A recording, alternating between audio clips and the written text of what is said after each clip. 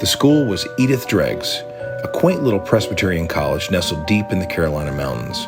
It was gorgeous with its array of early stone architecture, and quite stunning in fall with grand orange leaves whisking in the breeze. I had been living on campus for about a month and became good friends with a guy named Ward Thompson. This dude was cool. With his 70s vibe and jovial demeanor, he was a true modern hippie. He introduced me to Led Zeppelin and even taught me how to snowboard. He had long blonde hair that raced all the way down the middle of his back and wore little round linen-style glasses that seemed even smaller, perched on his large mannish nose. His claim to fame was his drumming. He was good enough to play in the theater orchestra and even had a garage band back home. On weekends, he would travel back and forth for gigs and practice.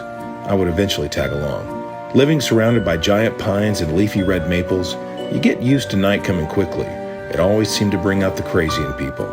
With deep fall setting in and the days getting shorter, crazy would become an understatement. Ward was friends with a girl named Susan Sharp. She was a plump, artsy girl with a gothic southern charm who was obsessed with red and black. She wore red, ratty tanks and tees underneath sheer black tops, with black jeans and black chucks. Her hair was a very sandy, matte brown, and straighter than Ward's if that was possible, with oh-so-slight red streaks throughout. If you put a blonde wig on her and took off a few pounds, you'd have her best friend, Ida John. Both were equally preoccupied with all things dark and mysterious. They were nice enough, but with an annoying naivete and an extreme over-desire for attention. Vampires? I asked. Really? You really believe in vampires? Ida sat there quietly for a few seconds. Sure. I even think I know a guy who is one. What? Who? I looked around to see if anyone else was listening to this nonsense. You wouldn't know him, Susan said. He doesn't go to school here. Two guys sitting nearby overheard the conversation and quickly agreed to believing in vampires.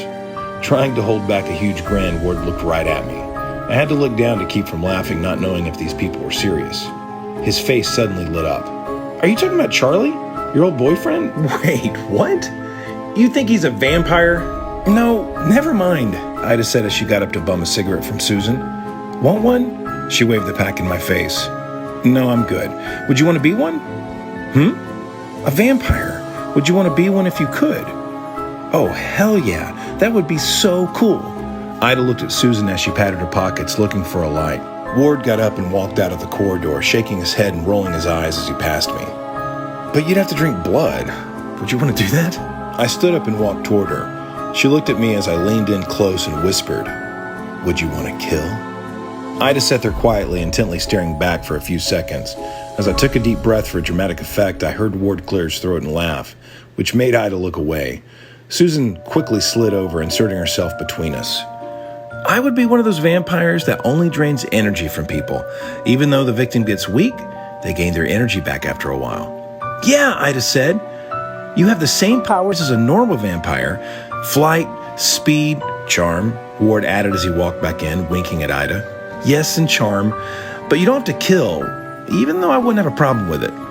Ward turned around and did a little frustrated dance, looking like he had to pee.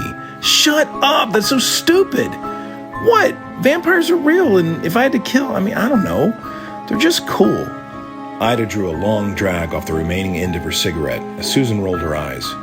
Let's go in. It's getting way too cold out here.